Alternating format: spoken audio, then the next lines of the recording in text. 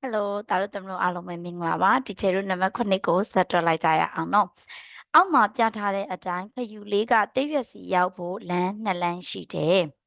ဟုတ်ပြီနော်အဲ့တော့ပြန်ပြောပါမယ်အောက်မှာပြထားတဲ့အတိုင်းခယူလေးကတိရွက်စီရောက်ဖို့လမ်း2လမ်းရှိပါတယ်ဒီမှာပါခယူလေးကဒီမှာပါတိရွက်ကလေးကဟုတ်ပြီအဲ့တော့ဒီခယူလေးကတိရွက်ကလေးစီကိုရောက်ဖို့အတွက်အလဲမှာရေအိုင်လေးခံနေတယ်အဲ့တော့ဒီခယူလေးကသူကအပေါ်လမ်းကလည်းသွားလို့ရတယ်လို့မျိုးအောက်လမ်းကလည်းသွားလို့ရတယ်အပေါ်လမ်းလေးကလမ်းနံပါတ်1ပေါ့လမ်းနံပါတ်1ကအပြာရောင်လမ်းလေးကိုပြောတာပါရှင်အောက်ကလမ်းလေးကလမ်းနံပါတ်2လမ်းနံပါတ်2ကလေးကအနီရောင်လမ်းကလေးပါရှင်ဟုတ်ပြီအပြာရောင်လမ်းလေးကိုကြည့်လိုက်လို့ရှိရင်လည်းတီချယ်တို့အပိုင်း2ပိုင်းရှိပါတယ်ဒီကနေဒီအထိတစ်ပိုင်းဒီကနေဒီအထိတစ်ပိုင်းအပိုင်း2ပိုင်းပထမအပိုင်းက2စင်တီမီတာနောက်ထပ်တစ်ပိုင်းက6စင်တီမီတာပါရှင်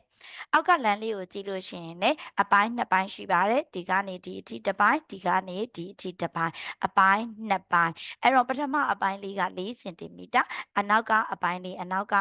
ပိုင်းလေးကဗာလေးလဲ4စင်တီမီတာ5မီလီမီတာဖြစ်ပါတယ်ရှင့်ဟုတ်ပါပြီအဲ့ဆိုလို့ရှိရင်ဒီချက်ကတာတို့သမတို့ကိုဒီဟာလေးကိုရှင်းပြဖို့အတွက်ဒီချက်က page 2 page လေးလောက်လိုက်မယ်เนาะခဏလေးစောင့်ပါရှင့်ဟုတ်ပါပြီရပါပြီကဲအခါဆိုလို့ရှိရင်ဒီချေတို့ဒီမှာเนาะဒီလိုလေးဖြစ်သွားပြီပေါ့เนาะโอเคအဲ့ဆိုလို့ရှိရင်မင်းတို့ကကြည့်ရတာအဆင်မပြေဘူးအဲ့တော့လာ open board လေးနဲ့ပဲပြမယ်เนาะ open board လေးနဲ့ပဲပြပါမယ်ခဏလေးစောင့်ပေးပါရှင့်အဲ့တော့အဲ့ဒီစာမျက်နှာနှစ်ခုကိုဒီချေကတွားယူပေးပါမယ်အဲ့တော့ဒီမှာပါခဏလေးเนาะ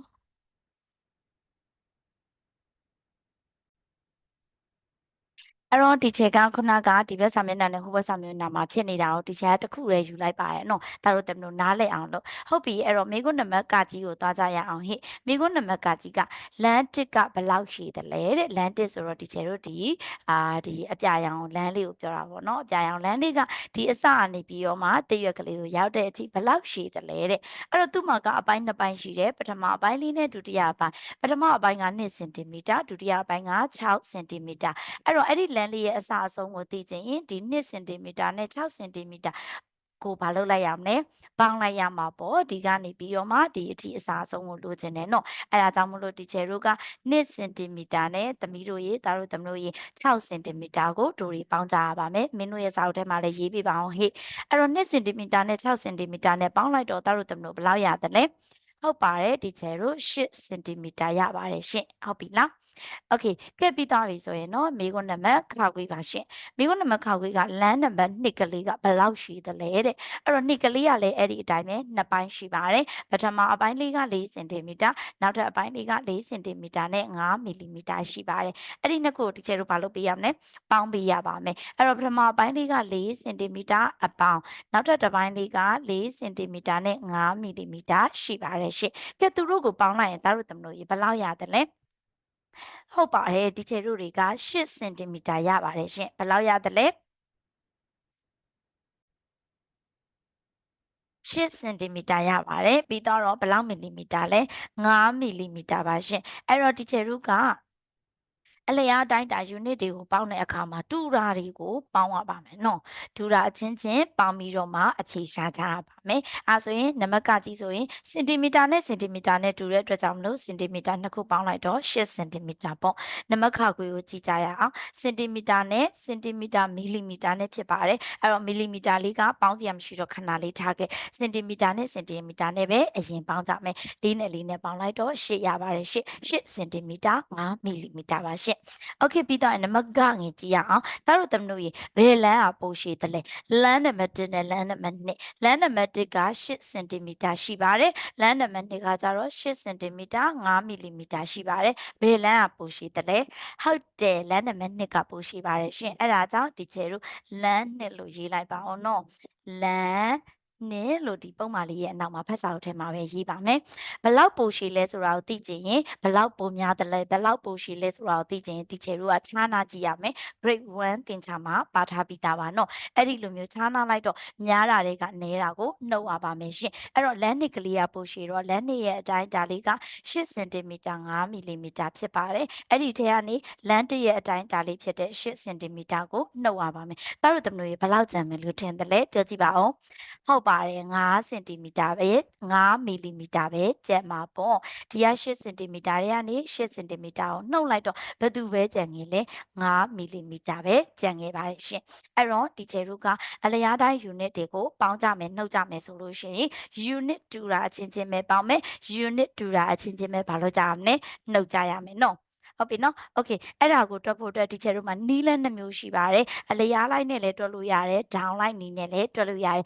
ဒါပေမဲ့ဒီချက်ကအခုတစ်ပိုင်းမှာတော့ဒီချက်ကအလျားလိုက်နီးလေးနဲ့တာတို့တမလို့ကို unit တူတာချင်းချင်းပေါင်းရတယ်ဆိုတဲ့ concept လေးကိုမိအောင်လို့ပြောပေးမယ်နောက်တစ်ပိုင်းကြလို့ရှိရင်တော့ဒီချက်က down လိုက်တွက်နီးလေးနဲ့တွက်ပြပေးမယ်နော်ဟုတ်ပါပြီအဲ့တော့တာတို့တမလို့ရဲ့ဖတ်စာအုပ်လေးမှာပါတဲ့ဗာလေးလေ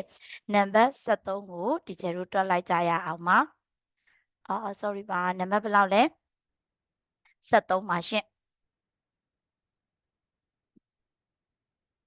โอเคတာတို့သမတို့ရေးကြည့်ပေးပါအောင်เนาะနံပါတ်73ဟုတ်ပြီအဲ့ဒီနံပါတ်73ကိုတီချယ်တို့ကတာတို့သမတို့ရဲ့၄ချောင်းမြင့်စာအုပ်ထဲမှာ၄ကျင်ငန်းစာအုပ်ထဲမှာတွက်ကြမယ်เนาะဟုတ်ပါပြီအဲ့တော့တာတို့သမတို့ကတီချယ်ကို73ပုံမှာကာကြီးဆိုပြီးတော့ပု္ပ္ပစာကလေးပေးပါရှင်အဲ့တော့ပု္ပ္ပစာကလေးက3စင်တီမီတာ8မီလီမီတာအပေါင်း5စင်တီမီတာโอเคဒီချေတို့တစ်ခါတည်းပဲတန်းတက်မယ်အဲ့တော့အညီလေးကဒီဘက်မှာမထိုးနဲ့ဆန့်မှာမဟုတ်ဘူးအောက်မှာထိုးပြီးတော့တွက်ပါမယ်ကဲသားတို့သမတို့ရေ3စင်တီမီတာ8မီလီမီတာနဲ့5စင်တီမီတာနဲ့ပေါင်းလိုက်ရင်ဘယ်လောက်ရတယ်လဲခုနကနံပါတ်ခါခွေးလိုမျိုးပေါ့နော်ဘယ်လောက်ရတယ်လဲဟုတ်တယ်8စင်တီမီတာရပါတယ်3စင်တီမီတာနဲ့5စင်တီမီတာနဲ့ပေါင်းရမှာပေါ့စင်တီမီတာချင်းချင်းပေါင်းလိုက်တော့8စင်တီမီတာနောက်ထပ်ပါကြံသေးလဲဟုတ်တယ်8မီလီမီတာကျန်ပါသေးတယ်သူကပေါင်းစရာမရှိတော့ဒီတိုင်းလေးပဲပြန်လာမှာပေါ့8မီလီမီတာပါရှင့်နားလည်ပါသလားဟုတ်ကဲ့ပြီးသားပြီဆိုရင်တစ်ချောင်းလေးကြော်လိုက်ပါတစ်ချောင်းကြော်ပြီးတော့နမခခွေမေခွန်းလေးကိုကြရအောင်ဟဲ့နမခခွေက16စင်တီမီတာ9မီလီမီတာထဲကနေပြီးတော့4စင်တီမီတာ1မီလီမီတာကိုဘာလို့ကြရမလဲနှုတ်ကြရအောင်နော်โอเคပုံစံလေးကိုကြမယ်16စင်တီမီတာတူတူကူမယ်နော်16စင်တီမီတာ9မီလီမီတာအနှုတ်4စင်တီမီတာဘယ်လောက်တော့1မီလီမီတာပါရှင့်ရမယ်နော်။ Okay အညီလေးထိုးပြီးတွက်ကြရအောင်16စင်တီမီတာ9မီလီမီတာတဲ့က4စင်တီမီတာ1မီလီမီတာကိုနှုတ်လိုက်တော့ဘယ်လောက်ရမလဲ unit တူတာအချင်းချင်းနှုတ်ကြရအောင်ဟဲ့ဒီမှာစင်တီမီတာဒီမှာကစင်တီမီတာ16ထဲကနေ4ကိုနှုတ်လိုက်တော့ဘယ်လောက်ရသလဲဟုတ်တယ်12စင်တီမီတာပါရှင့်ရေးလိုက်ပါအောင်စင်တီမီတာအချင်းချင်းနှုတ်ပါမယ်12စင်တီမီတာပြီးတော့ဒီမှာက9မီလီမီတာတွေကနေ1မီလီမီတာကိုနှုတ်ကြရအောင်9မီလီမီတာတွေက1မီလီမီတာကိုနှုတ်လိုက်တော့ဘယ်လောက်ရသလဲဟုတ်ပါတယ်6မီလီမီတာပါရှင့်နားလည်ပါပြီလား6မီလီမီတာโอเคကဲပြီးတော့ပြီဆိုရင်တော့တစ်ချောင်းကြော်လိုက်ပါဒီချေတို့နံပါတ်ကငယ်တွက်ကြရအောင်ပါရှင့်ကငယ်တစ်ချက်ဗီဒီယိုလေးကိုမမိဘူးတစ်ချက်ရမ်းမြန်နေဆိုဗီဒီယိုလေးကိုရက်ပြီးတော့ကြည့်ပြီနော်ကဲနံပါတ်ကငယ်ပုံစံကိုပါမယ်ပုံစံလေးက12စင်တီမီတာ5မီလီမီတာ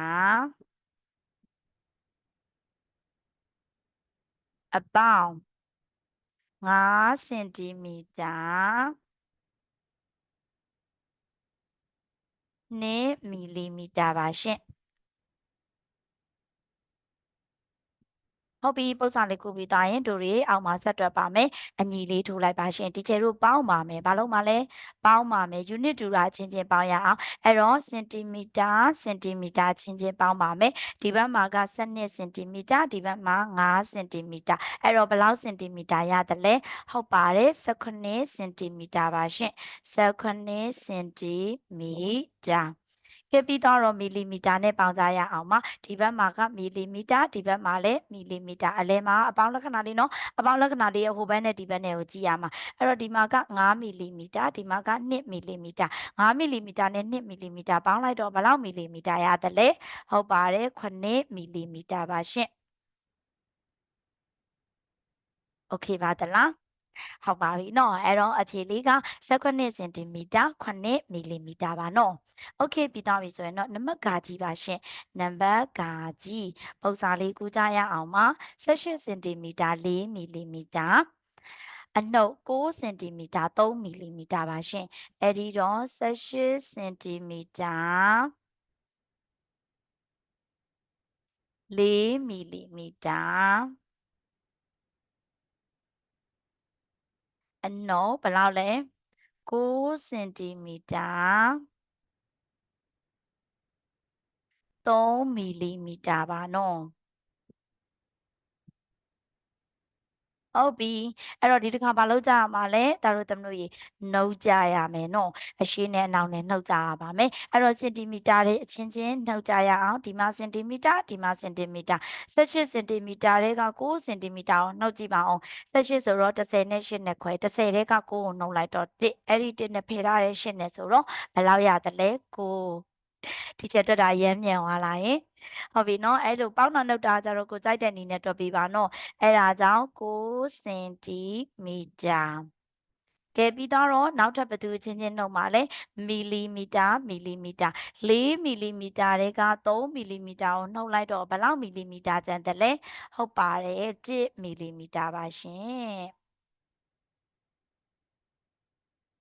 နားလည်ပါပြီလားဟုတ်ပါပြီเนาะအဲ့ဒါဆိုလို့ရှိရင်တာတို့သမတို့တွေကအလျားတိုင်း unit တွေကိုပေါင်းနဲ့နှုတ်တဲ့အကြောင်းကိုသိသွားပြီလို့ထင်ပါတယ်အဲ့ဒီလိုမျိုးအလျားတိုင်း unit တွေကိုပေါင်းကြနှုတ်ကြတဲ့အခါမှာ unit အတူတာအချင်းချင်းပဲပေါင်းလို့ရမယ်နှုတ်လို့ရမယ်အမျိုးအစားတူတာချင်းချင်းပဲပေါင်းလို့ရမယ်နှုတ်လို့ရမယ်ဟုတ်ပြီเนาะအဲ့ဒါလေးကိုသတိထားပေးပါအဲဆိုရင်ဒီဗီဒီယိုလေးကတော့ဒီလောက်ပါပဲရှင်နောက်ဗီဒီယိုကြားလို့ရှိရင်ဒီချေတို့အဲ့လိုအပေါင်းအနှုတ်ပဲအဲ့ဒါကိုဘယ်လိုပုံစံလေးနဲ့ဖြစ်မလဲဆိုတော့နောက်တစ်ဗီဒီယိုမှာဆက်ကြည့်ပြီเนาะ โอเคဆိုလို့ရှိရင်နောက်ဗီဒီယိုမှာပြန်တွေ့ကြရအောင်တတား